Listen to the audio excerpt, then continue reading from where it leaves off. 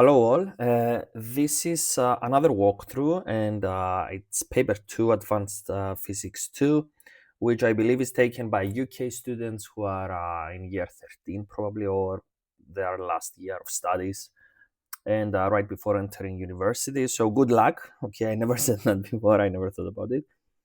And because I have something else to do later and tomorrow, I will try to go over this fast, but I hope I won't sacrifice quality.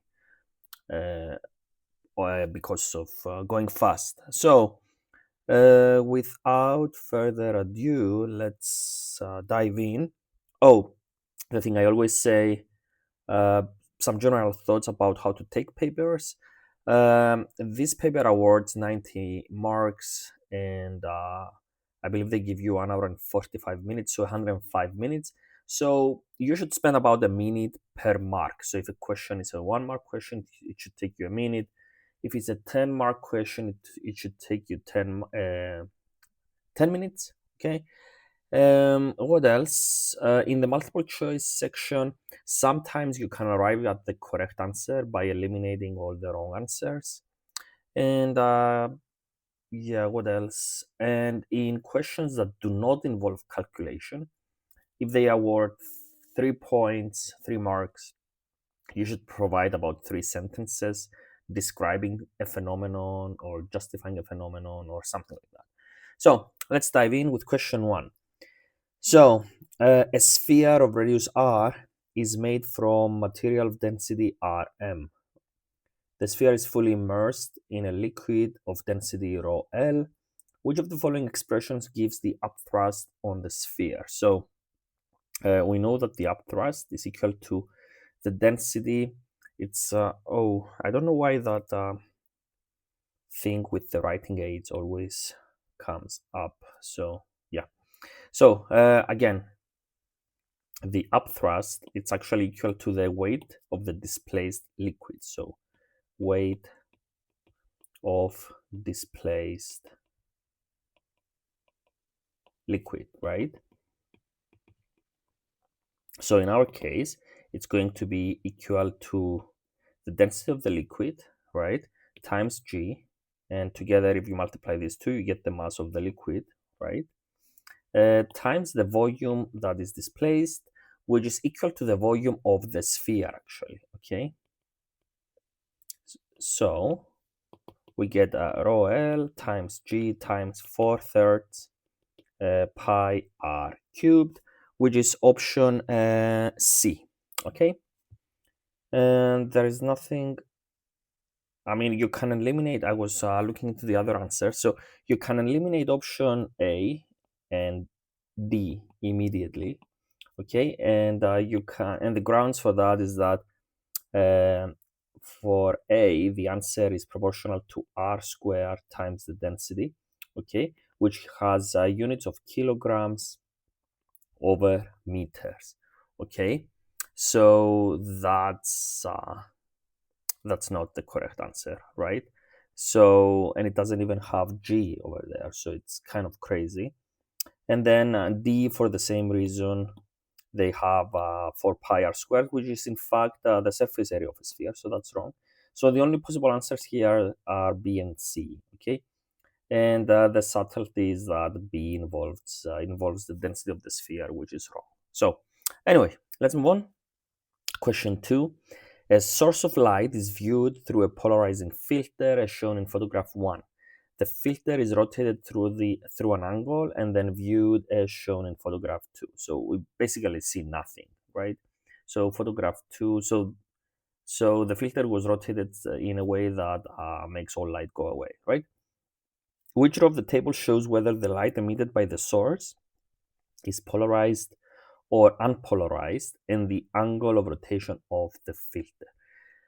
So since the light, so the setting is that you have a lamp, okay. So this is the lamp, I guess, the source of light, whatever, and then just a single filter, right? And then the photographs are taken here after the filter, okay. So if it was an unpolarized source, you will have light passing through the filter no matter what the rotation was, okay. So So the light is definitely polarized, right? And since it's polarized, if you rotate it by pi over 2, right, you will not see anything. Okay, so the angle of rotation is necessarily pi over 2, because if you rotate the filter by pi, you essentially return to the same position, so you do nothing, right? So A is the correct answer. Okay, 3. Two stars P and Q are observed from Earth. The intensity of radiation from P is less than that from Q. The parallax angle for P is greater than that for Q. I'm going to create a new clean page to actually demonstrate what's going on. So first of all, we will talk a little bit about the parallax angle. So you have the sun, and then you have the Earth, right? So that's the Earth. It's a dot compared to the sun, okay? So physics is the best science to deflate your ego, guys, because the Earth is a dot rotating the sun, right?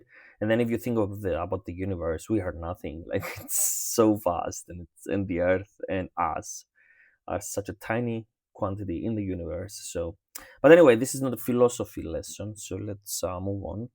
So they say that P and Q have this arrangement. How do I know that? Because the parallax angle for P is larger than the parallax angle for Q, right? So we immediately know that the distance of P is less than the distance of Q from the sun and essentially the Earth. Therefore, P is closer, so we are left with options A and B. So C and D are completely wrong. Now, about the luminosity, okay, they tell us that IP, sorry, what do they say? The intensity of radiation from P is less than that from Q. So IP is less than IQ.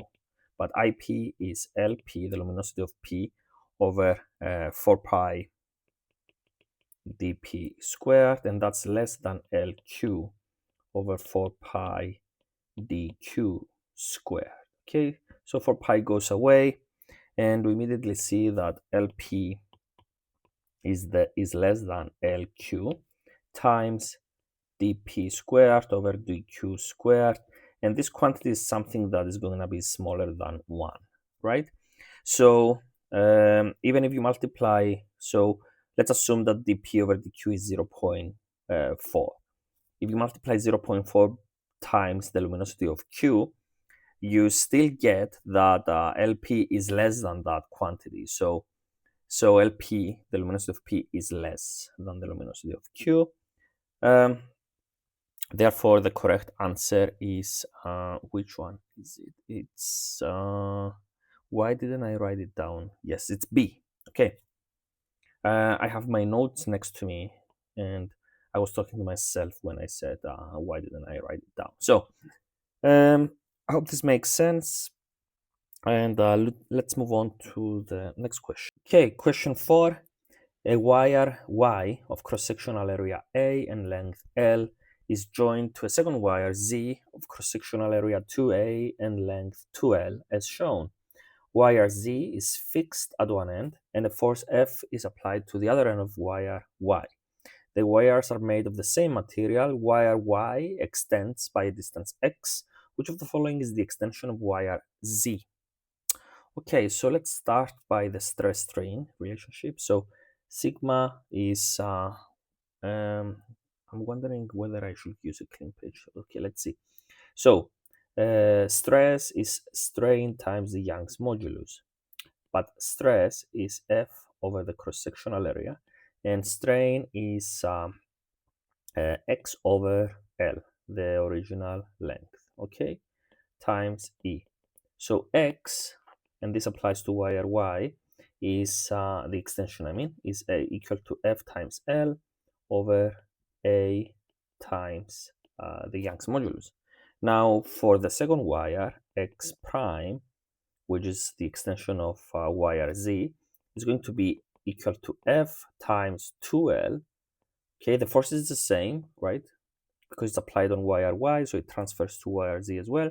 So F times 2L, but then the cross-sectional area is 2A, and then the material is the same, right? So the factors of 2 cancel pretty much, and we get that the extension of wire Z is the same as the extension of wire Y, and the answer is C.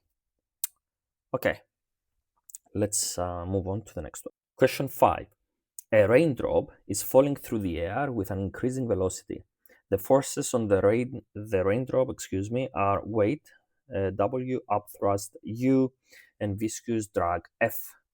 Which of the following shows the relationship between these forces? Okay, so the key here is the increasing velocity. So we know it accelerates. So we know it's not.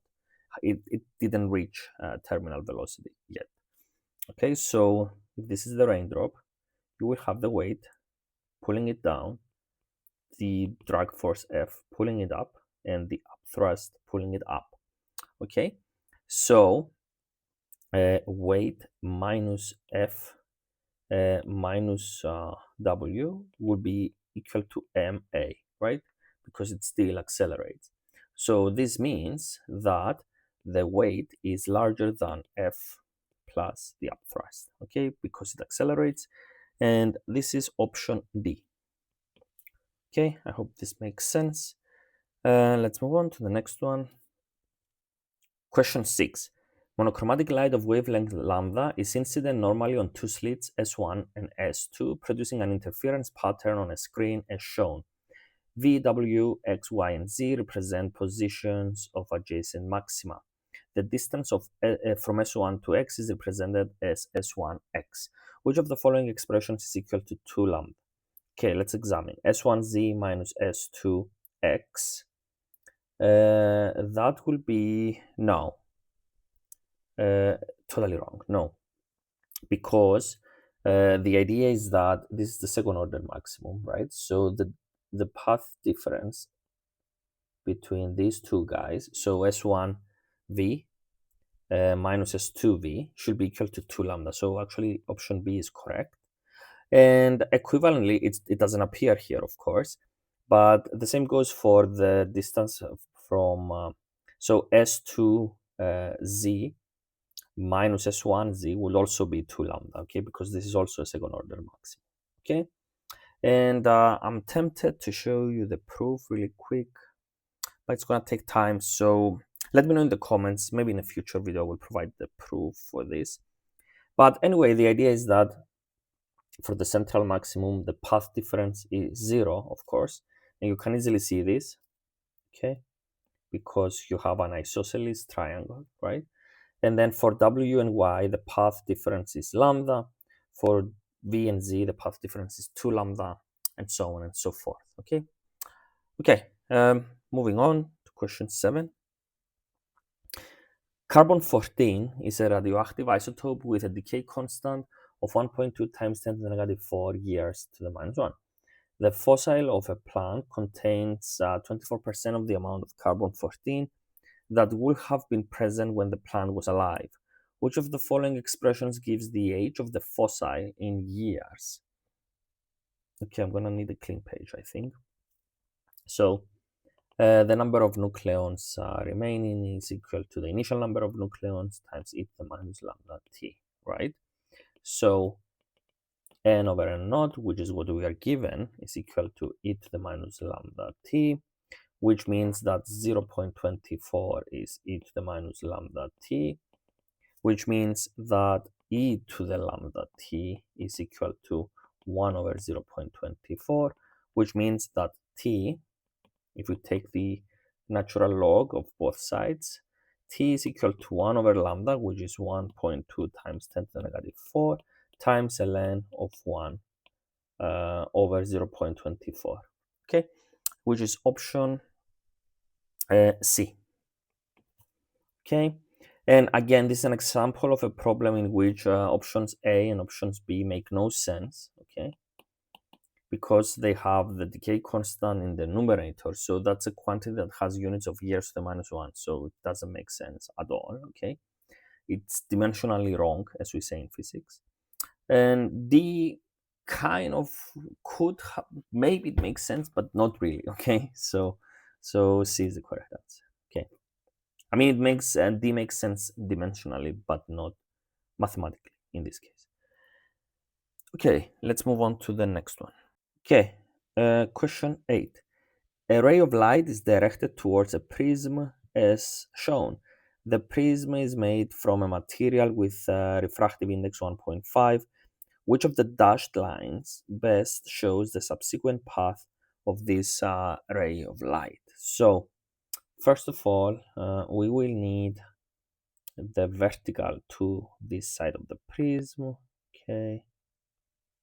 And then we'll need a little bit of geometry. So this angle, if that's 30 degrees, this is a right triangle. So that's a 60-degree angle. Okay, which means that that's a 30-degree angle, that one. But that's not the one we need. We need actually that one, which is 60 degrees as well. Okay, let's use the clean page from before to do the math. So if you use Snell's law, wait, before I move on, no, let's move on. So using Snell's law, so this is question 8, that was question 7. So 1.5, which is the refractive index of light, of glass, times sine of 60 degrees is equal to 1, which is the index of refraction of air, times sine of theta. And if we do this multiplication, we will find that sine of theta is 1.3, which is larger than 1, so it's impossible. So this means that we get total internal reflection. Okay, so if we go back to the diagram, since that angle is 60, then this angle is also 60. So let me use red. So that's also 60. So since we get reflection, option C is the correct answer. So it goes there, and then it bends away from the normal because it moves from, when ray C exits the prism, it bends away from the normal because the index of refraction of air is less than the index of refraction of glass. Okay, so C is the correct answer. Okay, moving on. Okay, question 9. An object oscillates with simple harmonic motion. The object has kinetic energy Ek and displacement x. Which of the following graphs shows the variation of Ek with x for the object? Okay, so let me think. The idea here is to use the kinetic energy is equal to 1/2 mv squared as always, right? So we can write for simple harmonic motion, v is actually equal to omega squared. So v squared is equal to omega squared times the displacement, the maximum displacement squared, minus x squared. Okay, so the amplitude squared, minus the displacement squared. Okay, so this minus sign means that we have a negative parabola pretty much, and automatically we see that option B makes sense. But if you forgot that, and let me check in the back of the paper whether they provide, I want to see whether they provide this formula. I think they don't. It's something that you need to derive or remember, I think. Okay. I don't see it anywhere. Yeah, for oscillations, they only have these formulas, but they don't give you the one I just used. So anyway, let's go back. It's something you need to remember. But if you don't, let me show you what you can do. So in case you forgot this formula and option B, it suffices to remember that at maximum displacement, so at this point over here, right, the oscillator stops. So the velocity is 0, so the kinetic energy is 0, okay?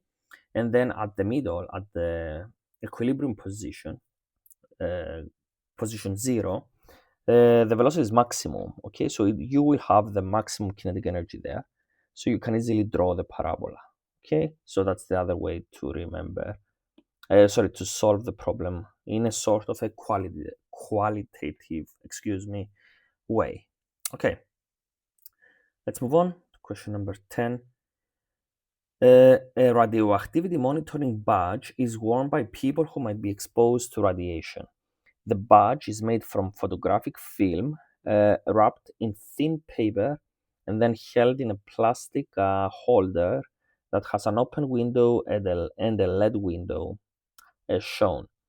The film gets darker when exposed to ionizing radiation. Which of the following represents the film after the badge has been exposed to beta radiation? Okay, it will color um, the film, right? So it will definitely be options A and C. Okay, B and D tell you that the photographic plate is not the photographic film is not burnt, pretty much. So it's either A or C. But then C is missing this LED window. I don't know why. And here we see that the LED window, I mean, it's not really affected, and this is because beta radiation is actually cannot penetrate LED. So A is the correct answer. All right. I think this is it for the multiple choice section. So let's move on to the next question. Okay, question 11. The photograph shows a stringed instrument called a cello being played with a bow. Okay. A standing wave forms on a cello string when the bow moves across the string. Okay. Deduce whether a thicker string will produce a note of higher or lower frequency compared with a thinner string. Assume, each string is the same length and at the same tension. Okay, so we can use the fact that from V equals to the square root of the tension over the mass per unit length. Okay, and since mu is mass per length, okay, then for a thicker string, then for a thicker string, we will have an increased mass, therefore an increased mass per unit length, okay? So V will reduce actually because mu increases, okay? Now, since V is equal to lambda times the frequency, and because lambda is fixed since the length is the same, right? Okay, then if velocity decreases, frequency also decreases. Okay, so a thicker string produces a lower frequency note. And that's the answer, I think. Okay, let's move on to the next question. Question 12. A student placed a metal block of mass 220 grams, in boiling water at 100 degrees Celsius for several minutes. Okay, so since they don't mention, okay, this is the kind of question when I was teaching, my students often ask me, what does critical thinking means? So this is where you use critical thinking. Okay, the only piece of information they give you is that they put that metal block in the boiling water for several minutes. Okay, they don't tell you what the final temperature is, how many minutes the block was in the water, and so on. So you should assume that the block went up to a temperature of 100 degrees Celsius as well, like the boiling water it was immersed into. Okay, right. Now the other part of the question is that the student then transferred the metal block into 300 grams of water at 19 degrees Celsius inside a glass container of mass 50 grams. The final temperature of the water was 23 degrees Celsius. The table shows specific heat capacity values for copper and tin.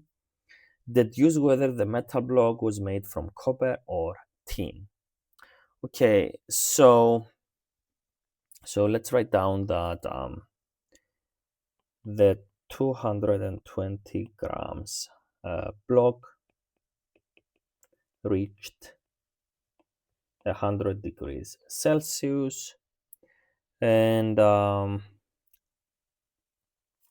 then the other piece of information that is useful here is that the 220 grams block was then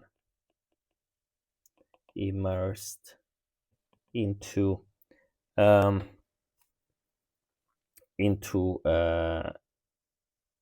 water plus glass at 19 degrees Celsius. Okay, so that's the other piece of information that is useful. So they basically tell us that the mass of the container was 50 grams.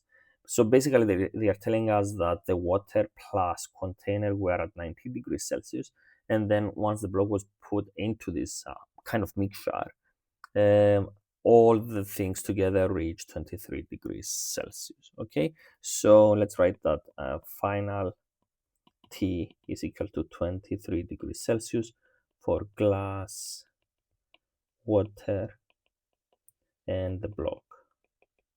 Okay, so the block provides the energy pretty much. So the specific heat capacity of the block, let's call it CB, times the mass of the block times the change in temperature, which is from 100 degrees Celsius to 23, right?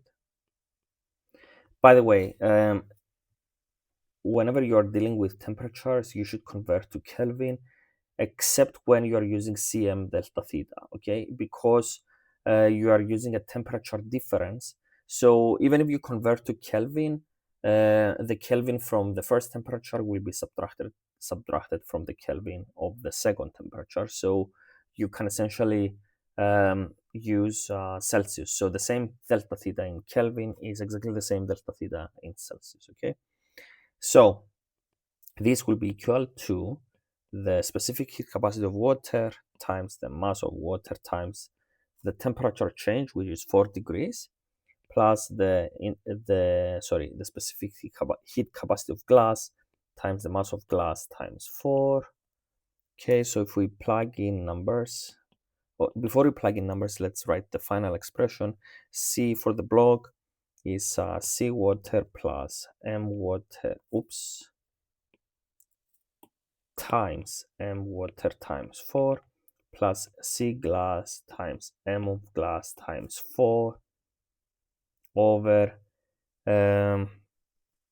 77 times the mass of the block.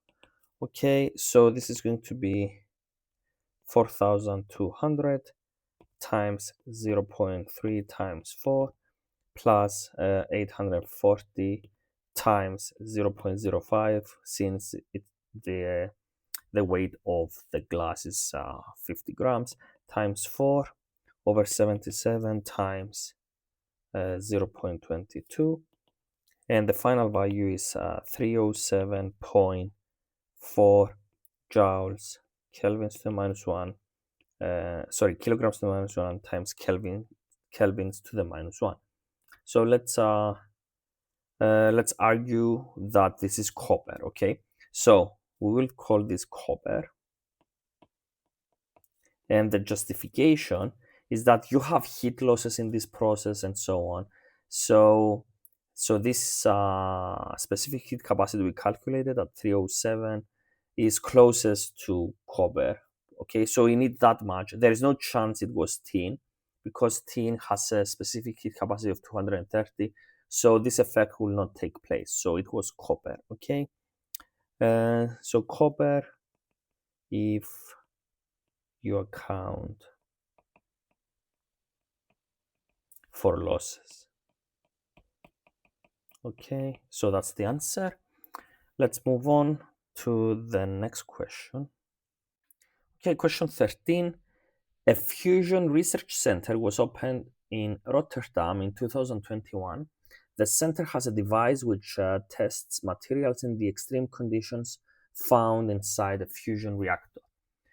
Question A, describe the extreme conditions inside the fusion reactor. So you can write very high temperatures, very high T, so about 10 to the 7 kelvins. Then we can also write we have a high magnetic field density. And you need this because you have to confine the plasma around the reactor, right? So we also have high bombardment. Bombardment. Is this the correct way? Correct way to write it? Okay, bombardment by neutrons.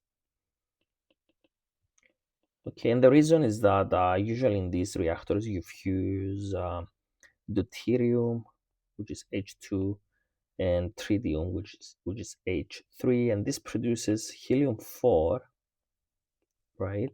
Plus neutron, plus a neutron. So you have neutrons contaminating this thing. So it's kind of a hellish device. Okay, neutrons are the most dangerous. Is the most dangerous form of radiation, guys. Okay, because it penetrates everything. It's not charged. It can induce nuclear reactions. It can kill you alive. It's crazy. So anyway, and the other thing inside the fusion reactor is that the material is plasma. Material is a plasma, which is fully ionized. I've never heard of this facility at Rotterdam. Perhaps I'm going to take a look at this later because in case you haven't watched my videos before or haven't looked me up, I have a PhD in nuclear physics, so this kind of things fascinate me. So let's move on. B. The graph shows how the binding energy per nucleon varies with nucleon number for a range of nuclides. Okay. Explain why the fusion of nuclei can produce large amounts of energy. Your answer should refer to information from the graph. So, lighter nuclei, okay, fuse to form heavier nuclei, which is what's happening inside the core of stars. B over A increases as A increases on the left side of the graph. Okay, so I'm talking about this part. So somewhere around there is iron. Okay, so you see that B over A increases as the mass number, the nucleon number increases. Okay, all right, and the binding energy per nucleon rises from about 1 MeV for hydrogen to about 7 MeVs for helium-4, right? So there is an increase of 6 MeVs per nucleon. Oops. We don't have to write that. There's an increase of 6 MeVs enough. Okay, so what I'm talking about is, let me erase this. So this is hydrogen, and helium-4 is up here, okay? So you have a huge increase in the binding energy per nucleon, okay?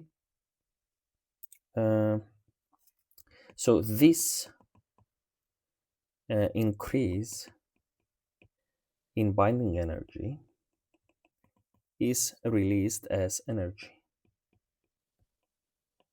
via the most famous equation in physics, our friends Albert Einstein's delta. So E is equivalent to mc squared. Okay, the fuel used in a camping stove is butane, right? Is that the way you, or I don't know. I don't know how it's pronounced, so let me know.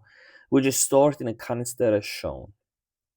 Some of the butane in the canister is in a liquid state and some in a gas. When the stove uses the butane gas, some of the liquid butane evaporates. Explain why the temperature of the canister decreases when the stove is used. So we can write that evaporation requires latent heat, right? Latent heat. So only the fastest molecules have enough energy to escape the liquid. The molecules left behind have average kinetic energy. So lower kinetic energy means lower temperature. So the canister cools.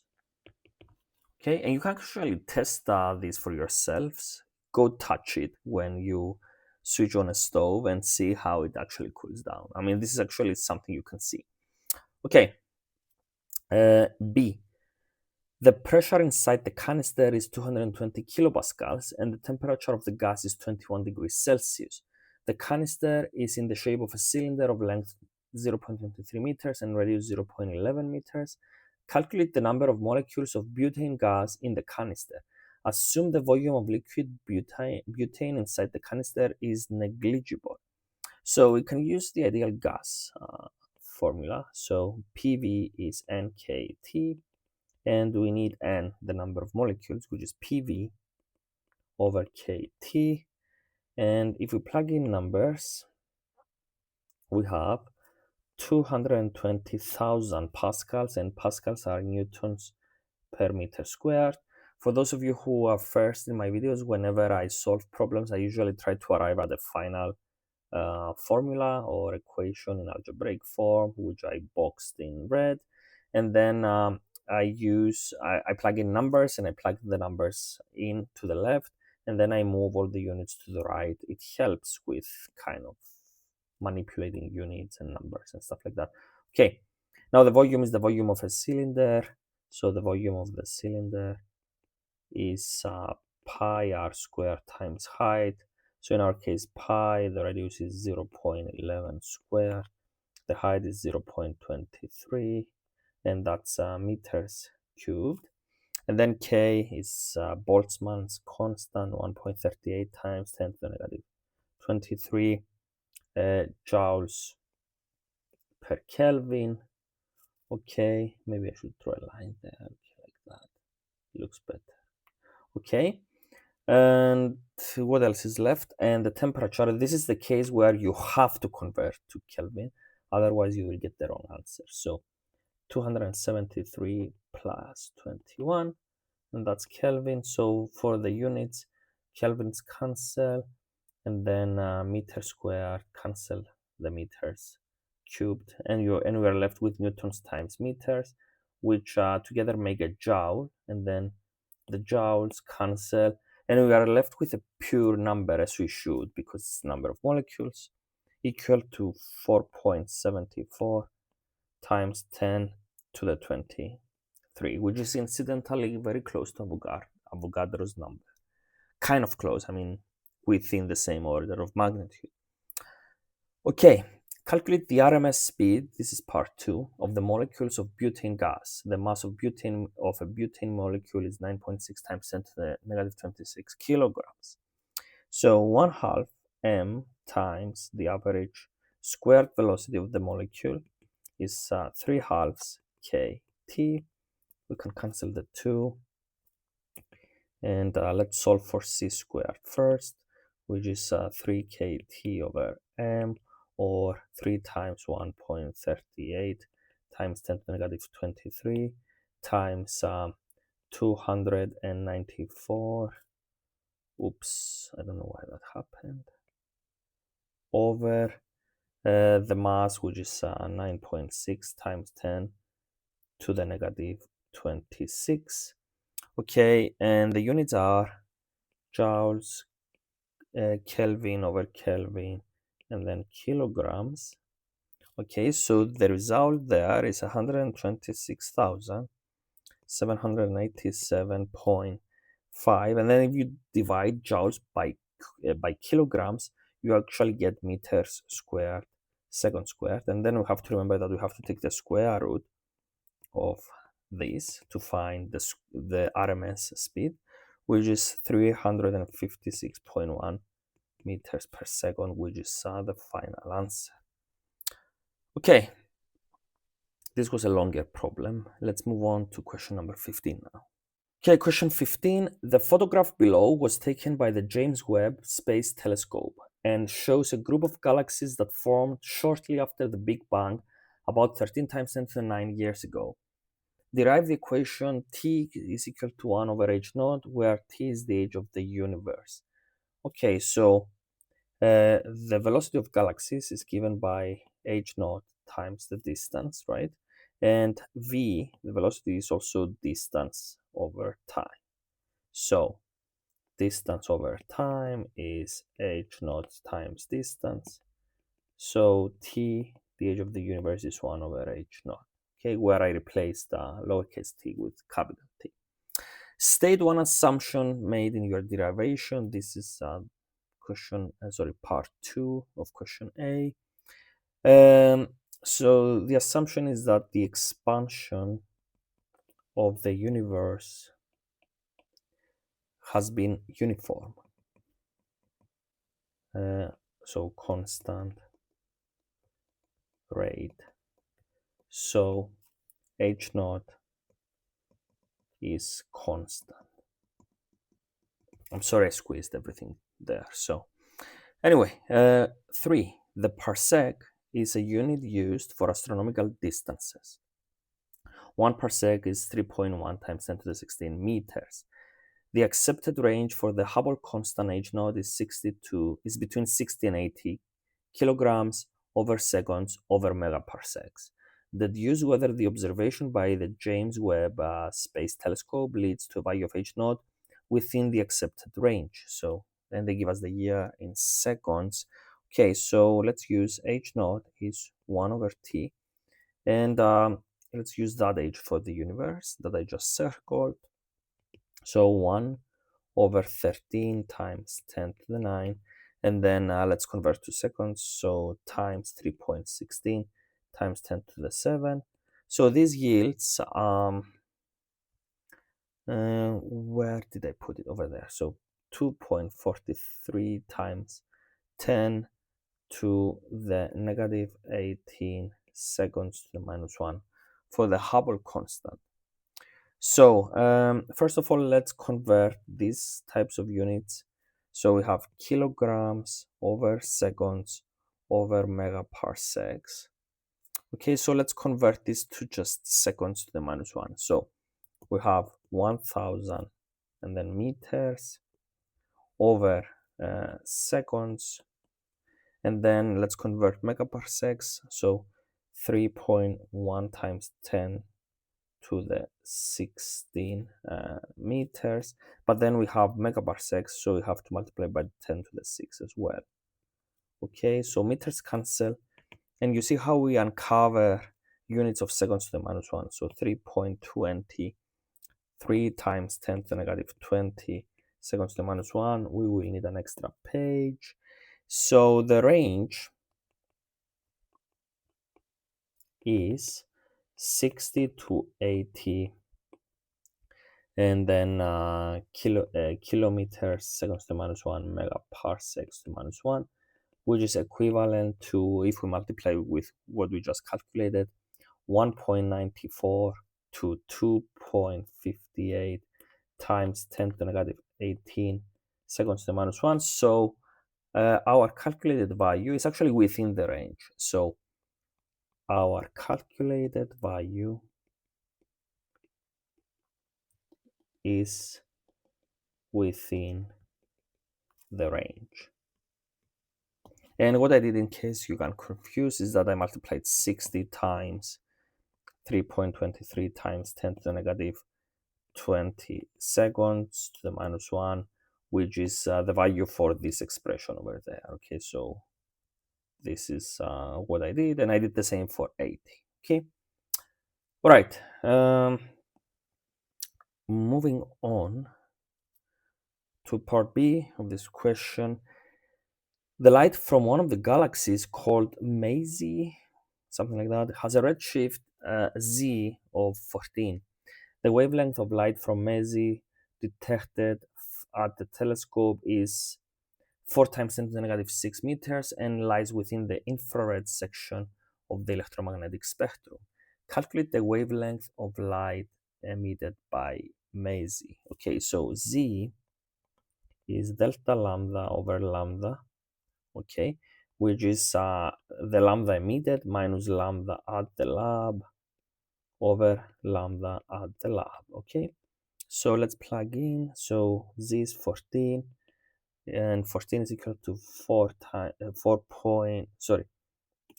4 times 10 to the negative 6 minus lambda. Let's call lambda the lambda that we need to find. So we have 14 lambda is equal to 4 times 10 to the negative 6 minus lambda. So 15 lambda is 4 times 10 to the negative 6. So lambda is simply 2.66 times 10 to the negative 7 meters.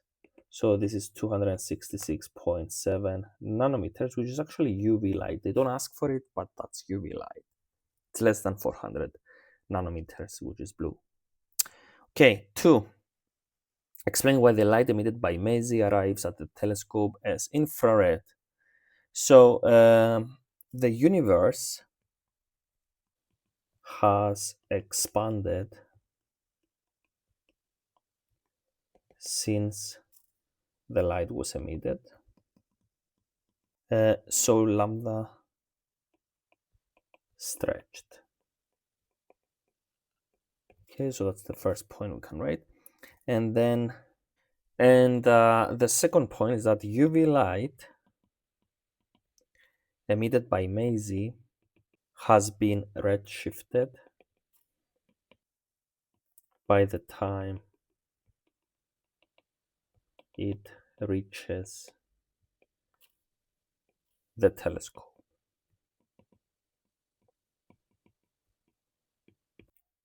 Okay, part C. One of the infrared detectors on the James Webb Space Telescope is made from material with a work function of 0.3 electron volts. Deduce whether this detector can detect the light from Mazy. So let's calculate the energy in these photons. So H times the frequency, which is Hc over lambda. So we have 6.63 times 10 to the negative 34 times 3 times 10 to the 8 over lambda, which is 4 times 10 to the negative 6. This yields the energy in joules. Okay, I forgot to include the units here. So the units will be joules times seconds times meters per second over meters. Okay, so we find 4.97 times 10 to the negative 20 joules, and if we divide by 1.6 times 10 to the negative 19 joules per electron volts, we will find the value in electron volts as 0.31 electron volts, which is larger than the 0.3 electron volts, which is the lowest required. So yes, and I remind you the photoelectric equation, H times F is the work function plus the kinetic energy max. Okay, and this was question 15, another long problem. Let's move on to question 16 now. Okay, question 16. The suspension system in a car includes a spring attached to each wheel as shown. The car of mass 1,100 kilograms is stationary. Each spring is compressed by 152 millimeters due to a quarter of the weight of the car. Each spring each spring is well within both the limit of proportionality and the elastic limit. State what is meant by within the elastic limit. So if the load is removed, the spring returns to its original length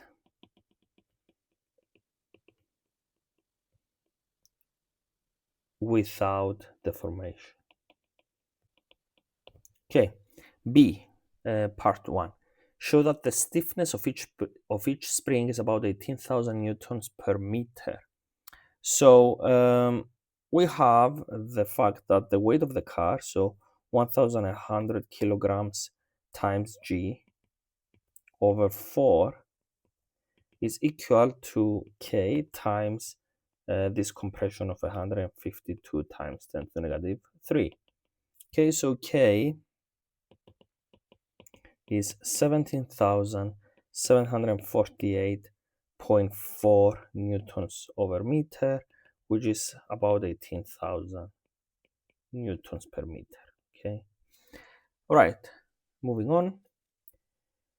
The force is applied to the car, which results in a further small compression of each spring. The force is then removed, and the body of the car oscillates with simple harmonic motion. Determine the frequency of the oscillations. Okay. So T is equal to the square root of,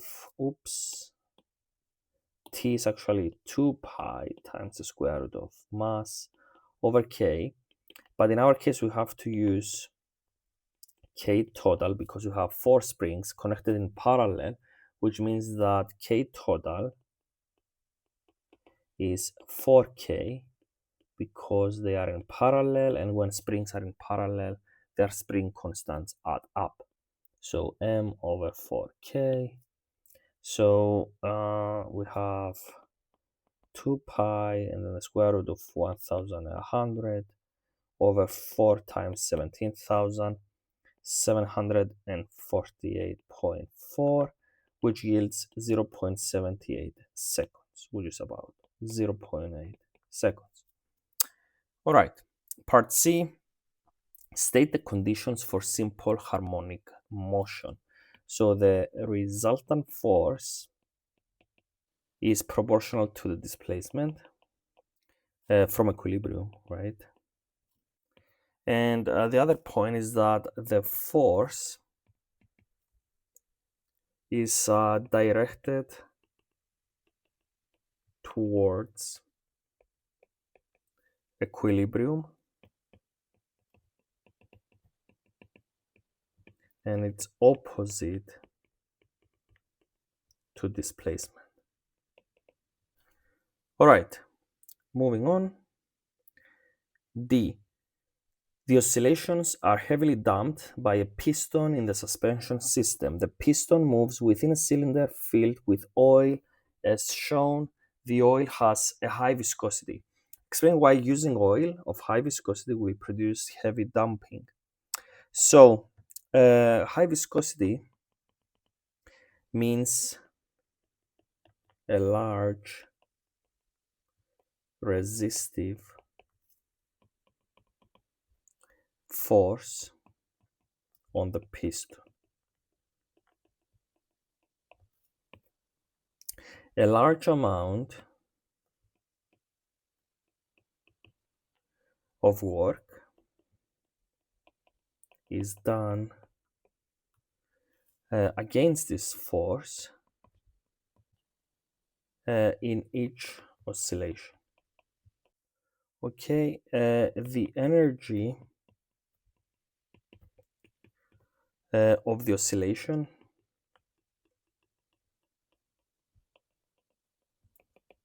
is rapidly transferred to the oil.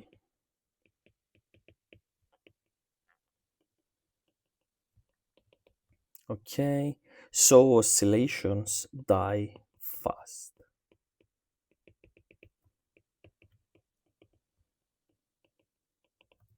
Okay, so I think this is enough.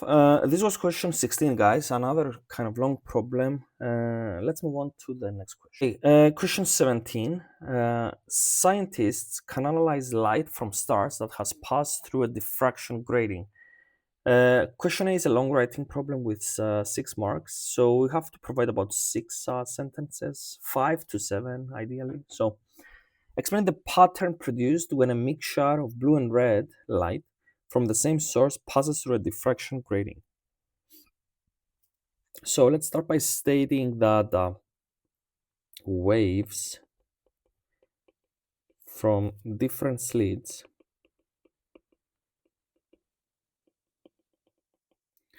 interfere. Okay. Constructive interference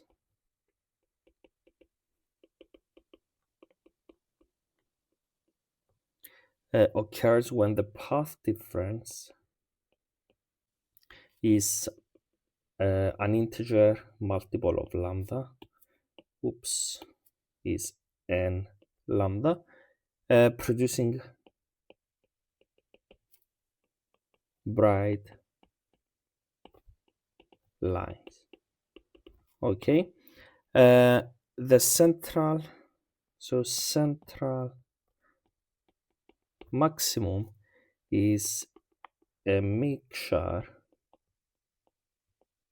of red and blue. So it appears white probably. Okay, so it appears white. Okay,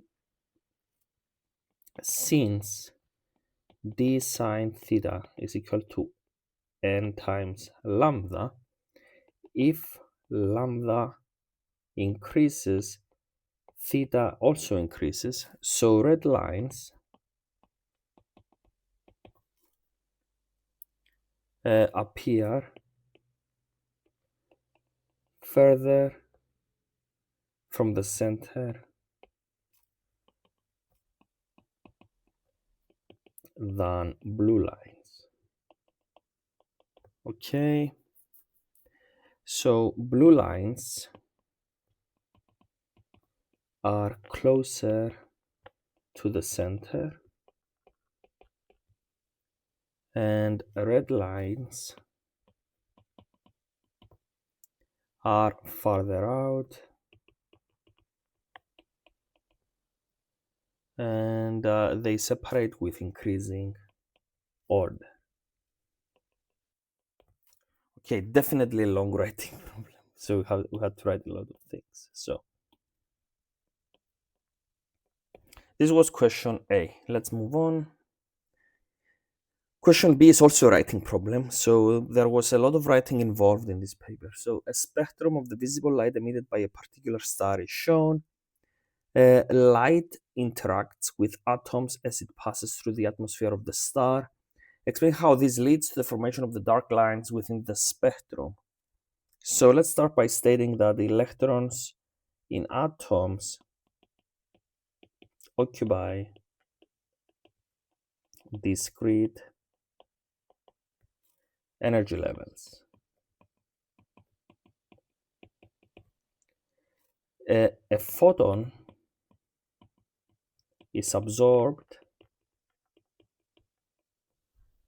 when its energy exactly matches the gap between two levels. Okay, this excites the electron to a higher level. Okay, so only specific frequencies match these gaps. So specific wavelengths are absorbed, leaving dark lines in the spectrum. Okay, I hope this makes sense. Let's move on to the next one. Question 2. The surface temperature of the star is 5800 Kelvin.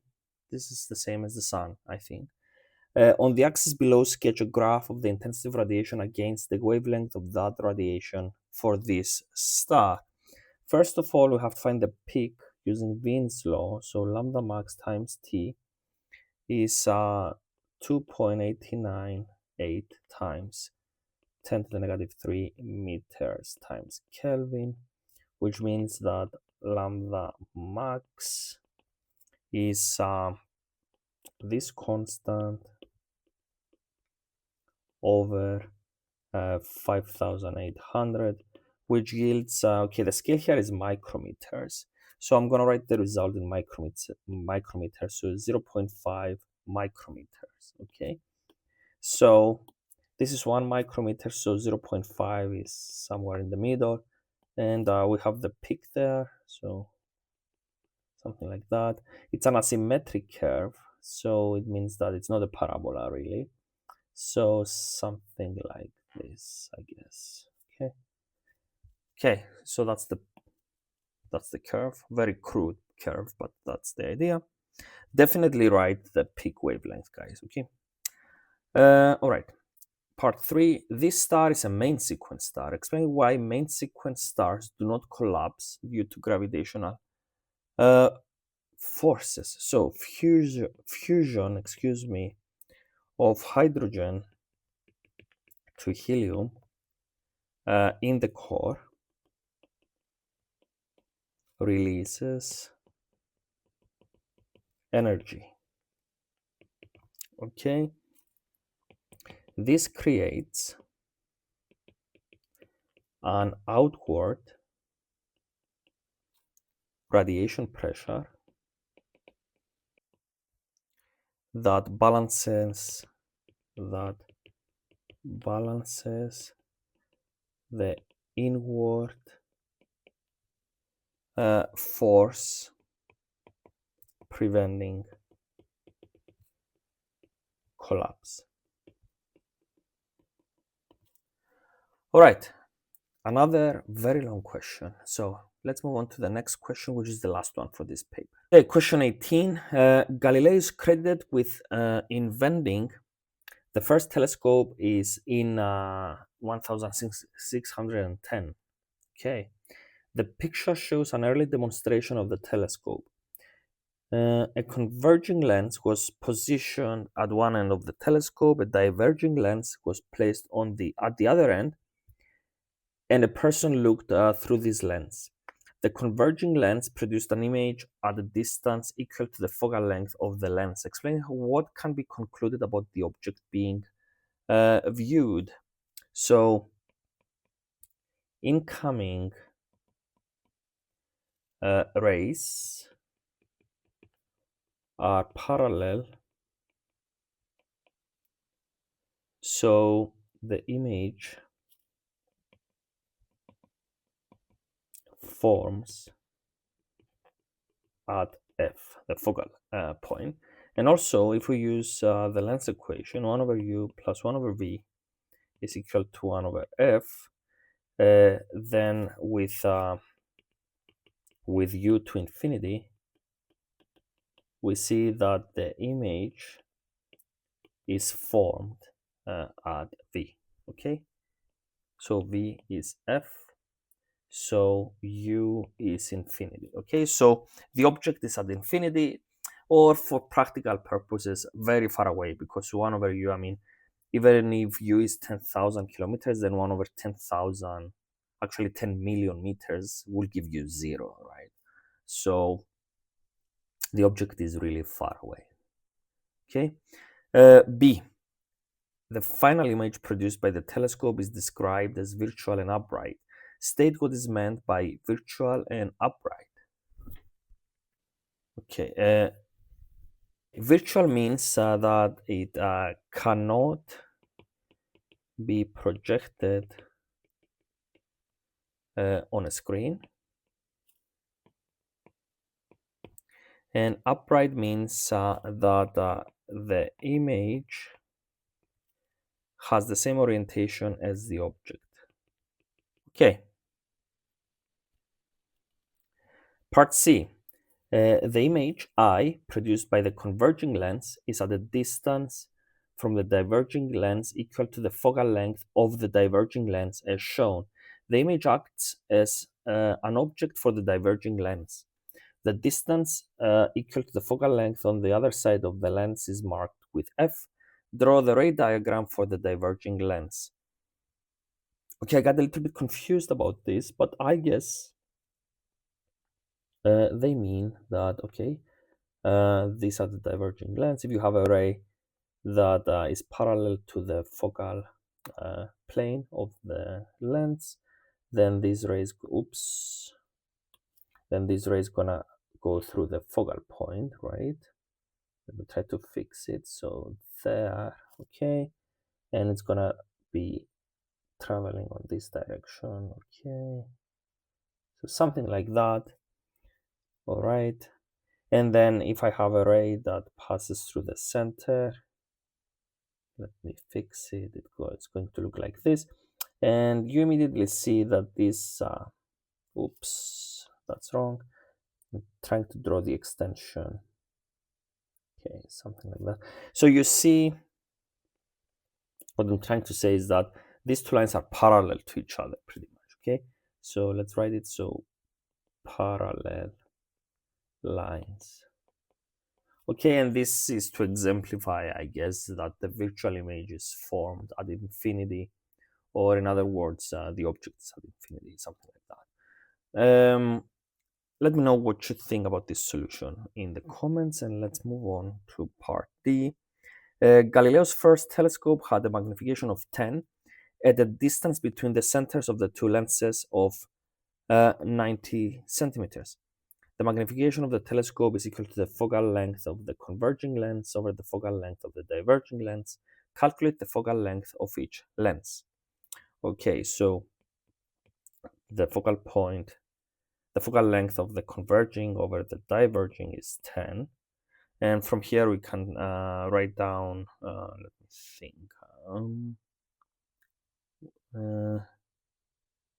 We can write that FC is 10 FD, and then they tell us that they are 90 centimeters apart.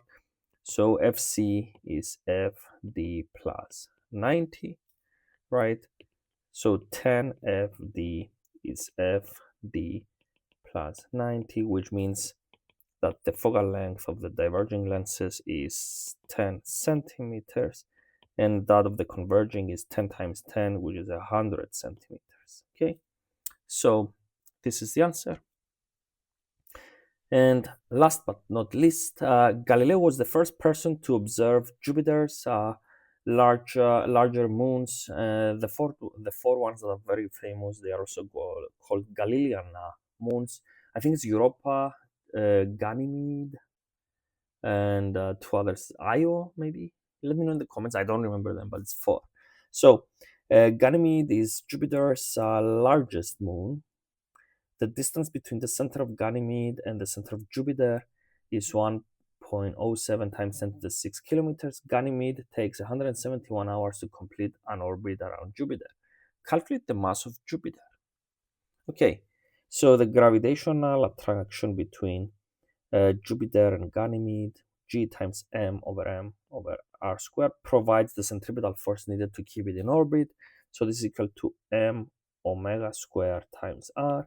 So the mass of Ganymede goes away, and we have G times the mass of Jupiter over r cubed is equal to omega squared, which you can write as 4 pi squared over t squared, since omega is 2 pi over t. And we need to solve for the mass. So this is what we are looking to find. 4 pi squared r cubed over gt squared. Okay, so 4 pi squared times 107 times 10 to the 9 cubed, because we have converted to meters, over 6.67 times 10 to the negative 11. And then 171. Oops. 171 hours times 60 minutes times 60 seconds. And then that needs to be squared. And this yields 1.91 times 10 to the 27 kilograms. So about 1,000 times heavier than Earth. Okay. And this was the paper. Let me know what you think about this in the comments. Please like and subscribe. 85% of the people who watches these videos are not subscribed. And please help me expand this channel and hopefully make it into a full-time job one day. I don't know, we'll see. But anyway, I have to stop the video because I have something else to do, as I said. So I hope it's useful. Good luck with your exams and see you in the next video. Bye.